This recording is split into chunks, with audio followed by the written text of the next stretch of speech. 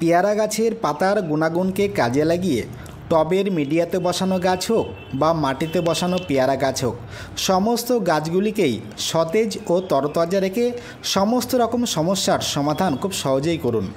অনেকেই বলেন পেয়ারা গাছ সমস্ত পাতাগুলি হলুদ হয়ে ঝরতে ঝরতে একটি সময় দুর্বল হয়ে মারাই যায়। আবার কেউ বা বলছেন গাছে ফুল আসতেই চাইছে না। আবার অনেকেই বলেন গাছে ফুল আসছে কিন্তু সেই ফুল গাছে টিকে থাকছে না, সমস্ত ফুলগুলি গাছ থেকে ঝরে পড়ছে। আবার কেউ বা কখনো বলেন গুটি ফল গাছে টিকছে না, গুটি ফলগুলি শুকিয়ে গাছ থেকে ঝরে পড়ছে। এই সমস্ত রকম সমস্যার সমাধান এই পেয়ারা গাছের পাতা দিয়েই আমরা খুব সহজেই নাবাতে পারি। দেখবেন যে সকল গাছে ফুল আসছে না সেই সকল গাছে আমরা এই পেয়ারা পাতা কিভাবে ব্যবহার করে খুব সহজেই গাছে ফুল আনতে পারি। তাছাড়া এই ফুল যদি না টেকে গাছে, তাহলে পেয়ারা পাতা কোন রকমভাবে ব্যবহার করে আমরা গাছে ফুল টিকে রাখতে পারি, বা গুটি ফল ঝরে পড়ছে সেই ক্ষেত্রে এই পেয়ারা পাতা কোন রকমভাবে ব্যবহার করে আমরা সমস্ত গুটি ফলগুলিকে খুব সহজেই গাছে টিকে রাখতে পারি। এই সমস্ত বিষয় নিয়েই খুঁটিনাটি আলোচনা আজকের ভিডিওতে। তাই আজকের ভিডিওটি বিশেষ করে নতুন বাগানীদের জন্য ভীষণ গুরুত্বপূর্ণ হতে চলেছে। তাই সকলকে বলবো আজকের এই ছোট্ট ভিডিওটি অবশ্যই মন দিয়ে শেষ পর্যন্ত দেখতে থাকুন। প্রথমেই জেনে নেওয়া যাক যে পেয়ারা পাতার মধ্যে কি কি গুণাগুণ রয়েছে। দেখুন, পেয়ারা পাতার মধ্যে রয়েছে ভিটামিন, মিনারেল। এই মিনারেল হিসাবে আমরা সবথেকে বেশি পেয়ে থাকব ক্যালসিয়াম, ফসফরাস এবং আয়রন। এই ক্যালসিয়াম গাছকে এই তীব্র গরমে ভেতর থেকে শক্তিশালী রাখতে এবং কাণ্ডগুলিকে মজবুতি রাখতে খুব সাহায্য করে। তাছাড়া ফসফরাস গাছের মূলকে শক্তিশালী করতে, মাটির ভেতরে খাদ্য উপাদানকে গ্রহণ করতে খুব সুন্দরভাবে কাজ করে থাকে। আর আয়রন গাছের পাতাকে ক্লোরোফিলের যোগান দিয়ে বা ক্লোরোফিল তৈরি করতে সাহায্য করে পাতাগুলিকে সবুজ রাখতে সাহায্য করে। সেই সঙ্গে ফটোসিনথেসিস অর্থাৎ আলোক সংশ্লেষ বা সালোক সংশ্লেষ প্রক্রিয়াকে দ্রুত গতি বাড়িয়ে খাদ্য উৎপাদনে খুব সুন্দরভাবে সাহায্য করে থাকে।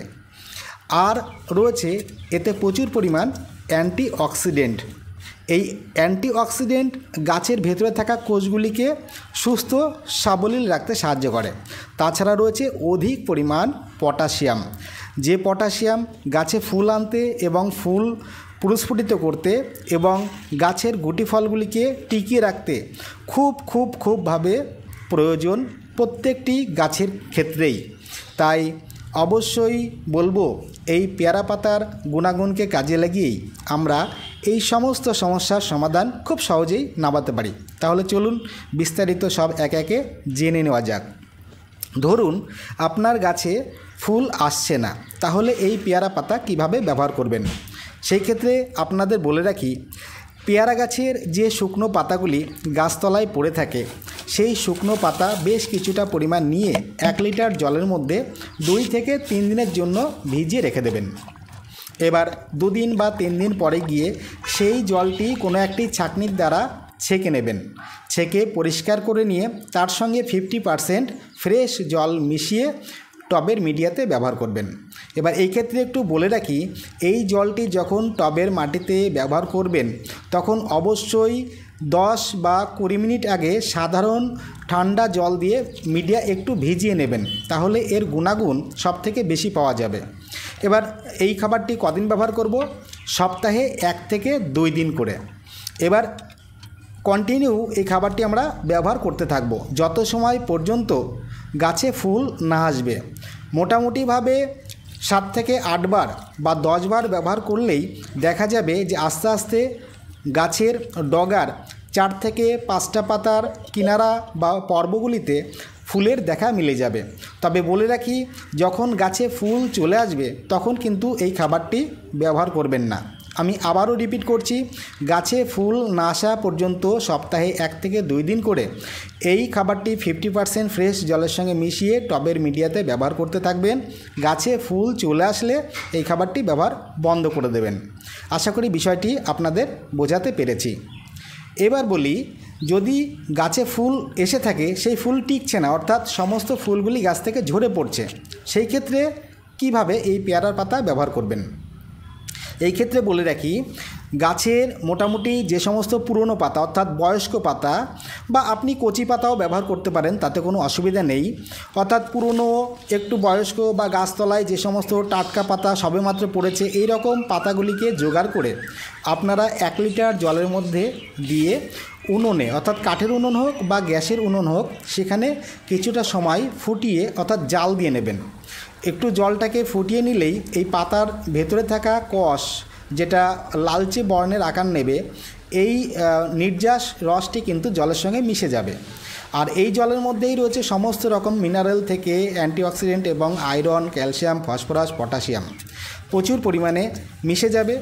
এবার এই জলটি যেহেতু অনেক গাঢ় হবে বেশি পরিমাণ, তার জন্য এই ফুটিয়ে নেওয়া জলের ক্ষেত্রে আমরা এই 1 ভাগ জলের সঙ্গে আমরা ফ্রেশ 2 ভাগ জল মিশিয়ে নেব। ফ্রেশ 2 ভাগ জল মিশিয়ে নিয়ে আমরা সপ্তাহে 1 থেকে 2 দিন করে ব্যবহার করতে থাকব। মোটামুটিভাবে 7 থেকে 8 বার ব্যবহার করার পরেই দেখা যাবে যে গাছের যে ফুলগুলি ঝরে পড়ছিল সেই ঝরে পড়ার প্রবণতা কিন্তু থমকে যাবে অর্থাৎ থেমে যাবে। বিষয়টি আশা করি আপনাদের বোঝাতে পেরেছি। তবে এই ক্ষেত্রে বলে রাখি যে এই খাবারটি ব্যবহারের আগে অবশ্যই মাটিতে নর্মাল জল ব্যবহার করে মিডিয়া একটু ভিজিয়ে নেবেন। এই কাজটি করবেন মোটামুটি 10 মিনিট আগে, তারপর এই খাবারটি ব্যবহার করবেন, তাহলে এর গুণাগুণ সবথেকে ভালো পাবেন। এবার বলি, যদি গুটি ফল গাছ থেকে শুকিয়ে ঝরে পড়তে থাকে তাহলে কি করবেন? সেই ক্ষেত্রে বলি, এই উনুনে হিট দেওয়া যে আমরা পেয়ারার পাতার কষ যে জল, যেটা 2 ভাগ ফ্রেশ জল মিশিয়ে নিয়েছি, এই জলের সঙ্গে আপনাদের বোরন মিশিয়ে নিতে হবে। অর্থাৎ 1 লিটার জল অনুপাতে 2 থেকে 2.5 গ্রাম বোরন মিশিয়ে নেবেন। যদি বোরন আমরা একটু মিশিয়ে নিয়ে টবের মিডিয়াতে সপ্তাহে 1 দিন বা যদি প্রয়োজন মনে করেন 2 দিন ব্যবহার করেন পরন্ত বেলায়, ঠিক একই রকমভাবে আগে সাধারণ জল ব্যবহার করে নিয়ে সেই ক্ষেত্রে দেখবেন 4 থেকে 5 বার ব্যবহার করার পরেই এই সমস্ত গুটি ফল যে ঝরে পড়ছিল তা কিন্তু আস্তে আস্তে বন্ধ হয়ে যাবে। আশা করি বিষয়টি বোঝাতে পেরেছি। এইবার আরেকটি বিষয় বলে রাখি যে পেয়ারা গাছের ফুল বা গুটি ফল অনেক সময় কিন্তু ফাঙ্গাসের আক্রমণের কারণেও গাছ থেকে ঝরে পড়তে দেখা যায়। সেই ক্ষেত্রে কিন্তু আমাদের এই খাবারটি ব্যবহারের পাশাপাশি ফাঙ্গিসাইড গাছে স্প্রে করে রাখতে হয়। এবার সেই ক্ষেত্রে যদি আপনারা এই পেয়ারা পাতার কষ অর্থাৎ এই পটাশিয়াম সমৃদ্ধ তরল লিকুইড খাবার গাছে স্প্রে করতে চান, সেই ক্ষেত্রে বলি যে কোনো একটি কন্ট্যাক্ট ফাঙ্গিসাইড 1 লিটার জলে 3 গ্রাম মিশিয়ে নিয়ে অর্থাৎ এই পেয়ারার কষের এই সমৃদ্ধ তরল খাবারের সঙ্গেই মিশিয়ে নিয়ে গাছে পরন্ত বেলায় স্প্রে করে রাখুন। তাহলে ফাঙ্গিসাইডের যেমন কাজ করবে, সেই সঙ্গে এই যে পটাশিয়াম, ক্যালসিয়াম, ফসফরাস, আয়রন এই সমস্ত উপাদানগুলি পাতায় প্রবেশ করে সরাসরি গাছের উপযোগী হয়ে উঠবে। এর পাশাপাশি বলি, অনেক সময় দেখা যায় যে গুটি ফল ছিদ্র হয়ে গাছ থেকে পড়ে যায়, অর্থাৎ গুটি ফলের উপরে কোনো কীট পতঙ্গ সে ডিম পেড়েছিল, তার লার্ভা ফলের ভেতরে প্রবেশ করে শ্বাস খেয়ে নেওয়ায় গুটি ফলগুলি কালো হয়ে গাছ থেকে ঝরে পড়েছে। এই রকম সমস্যা যদি নজরে পড়ে যায়, সেক্ষেত্রে অবশ্যই আমাদের কীটনাশক তো স্প্রে করতেই হয়। তার জন্য এই সমস্যা যাতে গাছে কোনোভাবেই না আসে সেই বিষয়টিকে আমরা লক্ষ্য রেখে গুটি ফল সেট হওয়া মাত্রই সঙ্গে সঙ্গে আমরা যে কোনো একটি কীটনাশক ব্যবহার করা শুরু করব। সেই ক্ষেত্রে ইমিডা ক্লোরোপিড গ্রুপের যে কোনো একটি কীটনাশক ব্যবহার করতে পারেন, নতুবা কাকা, সুপার সোনাটা, আপনার কাছে যেটি আছে সেটিই ব্যবহার করুন। এবার যদি মনে করেন যে পেয়ারা পাতার কষ থেকে এই যে তরল সমৃদ্ধ খাবার তৈরি করা হয়েছে তার সঙ্গে আপনি এই কীটনাশক মিশিয়ে ব্যবহার করবেন, সেই ক্ষেত্রে অবশ্যই ব্যবহার করতে পারেন। তাতে মিনারেলের যেমন কাজ করবে, পটাশিয়ামের যেমন কাজ করবে, সেই সঙ্গে কীটনাশকেরও কাজ করবে। এই ক্ষেত্রে বলে রাখি, অর্থাৎ এই যে তরল লিকুইড খাবারটি তৈরি করা হয়েছে, এই খাবারের মধ্যে 1 লিটার অনুপাতে আপনারা 1 ml পরিমাণ যে কোনো একটি কীটনাশক মিশিয়ে ব্যবহার করবেন। তাহলে যদি পরন্ত বেলায় আমরা এইভাবে এই খাবারগুলিকে একদম সঠিক মাত্রায় সঠিকভাবে ব্যবহার করতে পারি, তাহলে দেখবেন আপনার পেয়ারা গাছের সমস্ত রকম সমস্যা ঠিক হয়ে যাবে।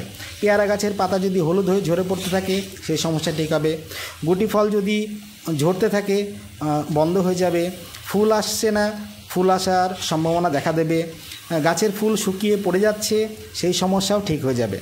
আশা করি সমস্ত বিষয়গুলিকেই আমি পুঙ্খানুপুঙ্খভাবে আপনাদের বোঝানোর চেষ্টা করেছি, আপনারা হয়তো বুঝতে পেরেছেন। যদি কোথাও কোনো জায়গাতে বুঝতে অসুবিধা হয় অবশ্যই কমেন্ট বক্সে লিখে জানাবেন, আমি চেষ্টা করব বিষয়গুলিকে বুঝিয়ে দেওয়ার। আর এই রকম টিপস প্রতিনিয়ত পেতে অবশ্যই চ্যানেলটিকে সাবস্ক্রাইব করে সঙ্গে থাকবেন। আর সবার শেষে বলি, যদি অবশ্যই ভালো লেগে থাকে তাহলে একটি লাইক দিয়ে বন্ধুদের দেখার সুযোগ করে দেবেন। সম্পূর্ণ ভিডিওটি দেখবার জন্য অসংখ্য ধন্যবাদ। নমস্কার।